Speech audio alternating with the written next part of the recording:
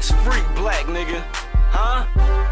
Good morning, everyone, and welcome to Sport Breaks.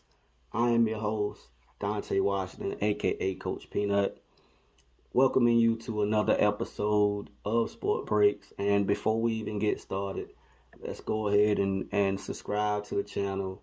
I am currently doing a video right now on YouTube, so if you see this on there, subscribe to it, like the content, comment on it as you need be.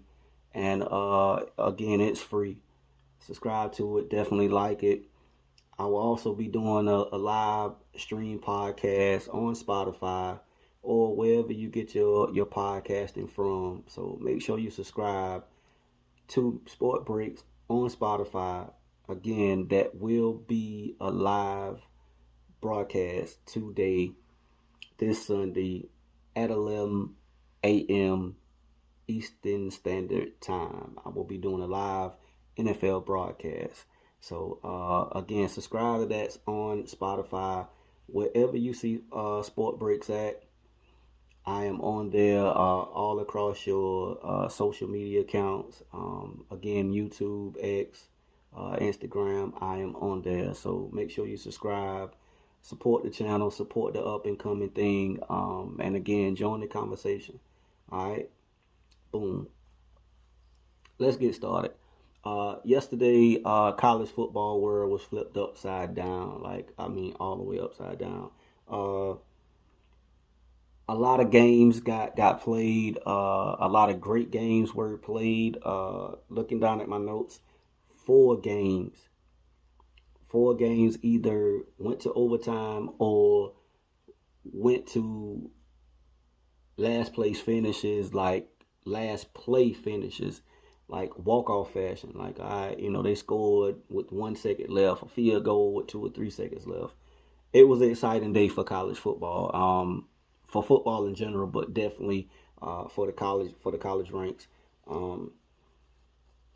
Yes, today is Sunday, but again, I always, if you're new, I like to do my scores and my little snippets for college first and foremost.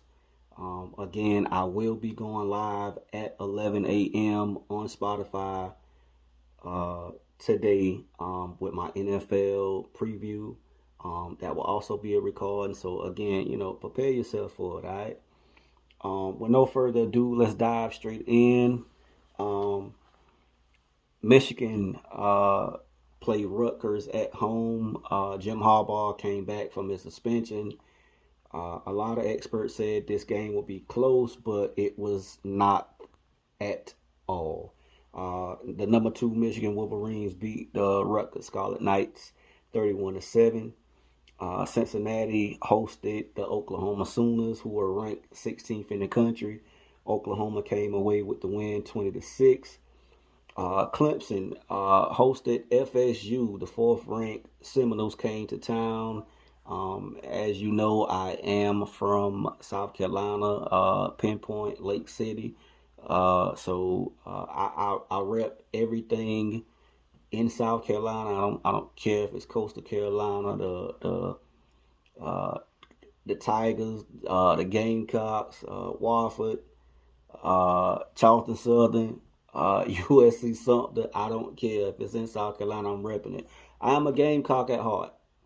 So now when we play Clemson, and hey, I'm not for the Tigers at all. Get that understood. But in any shape, form, or fashion, again, I rep South Carolina to the fullest all day, every day. But the game was one of those games where I told you that it was a doozy. I watched this contest from start to finish, pretty much a back and forth affair. Clemson's kicker, they got him out of Charleston and was like, hey, look, don't go to that job. We need you to come kick. Hey, it was a great story to be written. Didn't have the ending that he wanted to have. He made a field goal, and as we know, Clemson's kicking woes were atrocious. But he made a field goal during the game, and towards the end of the game, he had a chance to get Clemson up by 3, and he missed the kick. very tough thing. Florida State, they took them into overtime, and Florida State got the ball first, and Jordan Travis Jordan, he threw one to Mr. Coleman and caught a touchdown, and that was the difference in the game. FSU won 31-24. Again, Jordan went 21 of 37 for 289 yards and 2 touchdowns in the INT. Coleman had that 24-yard touchdown in overtime. Before I even go to any other scores, like I've been a play caller. I've coached a little bit. We'll probably get back into it eventually, but Clemson's play calling in overtime kind of creeped me out. Like, why are you throwing some type of backward screen type play when you're second and short, or you're third and short? Why would you do that? And you have one of the best running backs in the country who had already scored twice for you on that drive. So I'm pretty sure Clemson will come back from this, but I've been touting this as the ACC winner game, but it will be far from over, as Notre Dame is in the ACC as well. But Clemson took the loss nonetheless. Moving on. Temple hosted the 20th ranked Hurricanes from Miami, and Miami took that game 41-17. Oregon hosted the 10th ranked Ducks, hosted the 19th ranked Colorado Buffaloes, and of course, everyone's story would and should be on Coach Sanders, Coach Prime, and the things that they are doing there. I probably will talk a little bit about that in my live, so I'm going to keep it basic right here. Oregon pretty much took the Buffaloes to the woodshed, 42-6. Bo Nix went 28 of 33 for 276 yards and 3 touchdowns in the INT. Mr. Franklin caught 8 catches for 126 yards and two touchdowns himself. Alabama hosted Ole Miss, and the 13th ranked Crimson Tide beat the 15th ranked Ole Miss 24-10. Dart had a TD in that game. I watched that game as well. Dart had a TD in that game in the second quarter, and that was pretty much it. Say what you want about Coach Saban, but Coach Saban has not lost back-to-back games in, I don't know. Somebody hit me up in the comments and tell me the last time they lost back-to-back games. Alabama's defense pretty much stymied Ole Miss the whole day, despite their quarterback woes and the questions that we all have about their quarterback situation. UConn hosted Duke, and the 18th ranked Blue Devils won 41-7. Leonard went 28 of 34 for 248 yards and a TD. He also had a rushing TD in the game, and Duke is 4-0 this season. I'll give you another key fact, and I'm gonna say this score behind that instead of doing it how I was originally going to do it.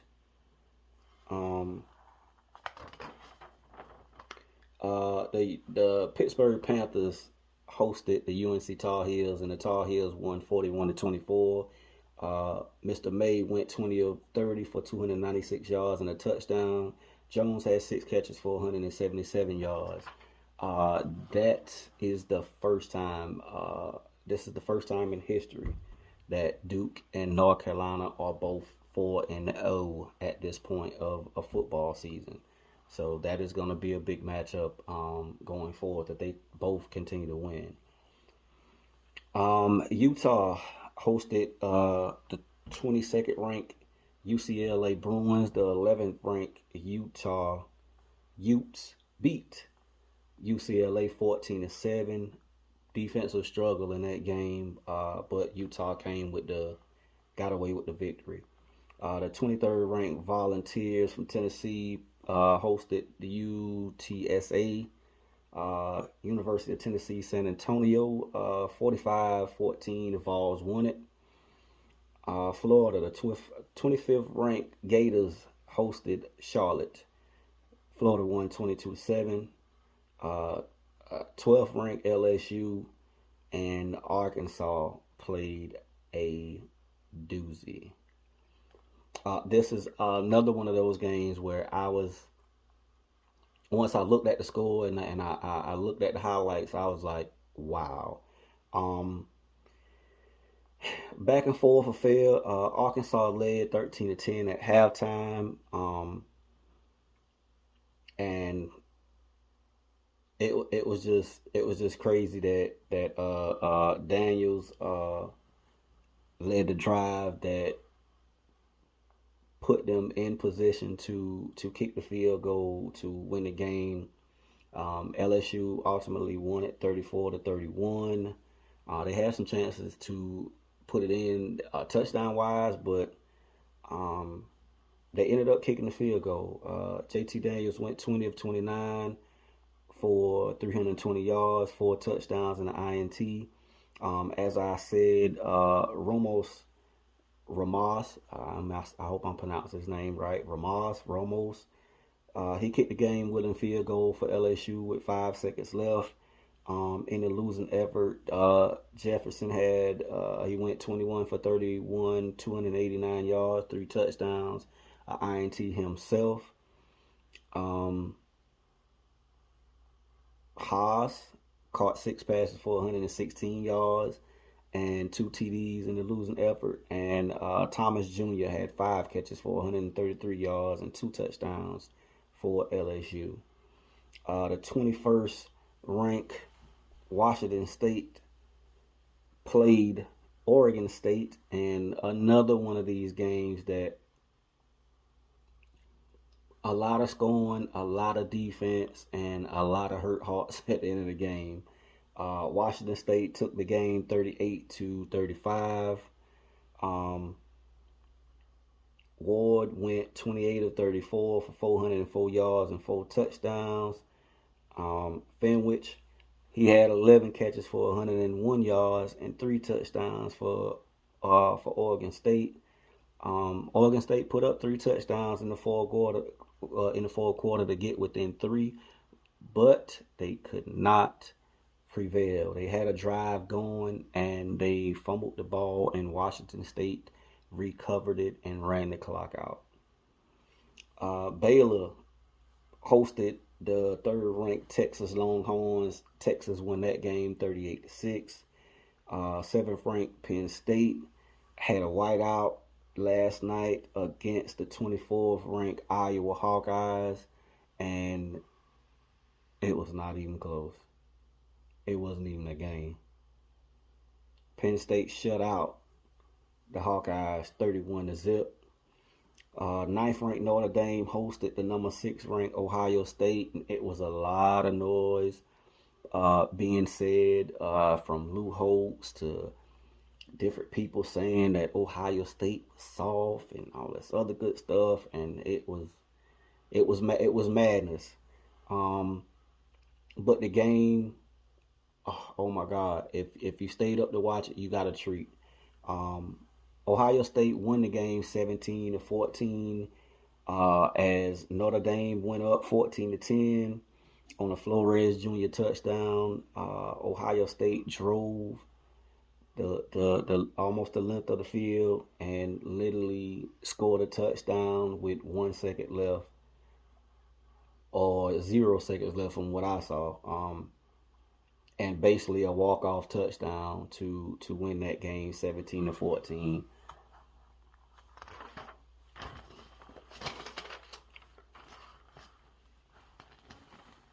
Number 1 Georgia beat up on UAB 49-21.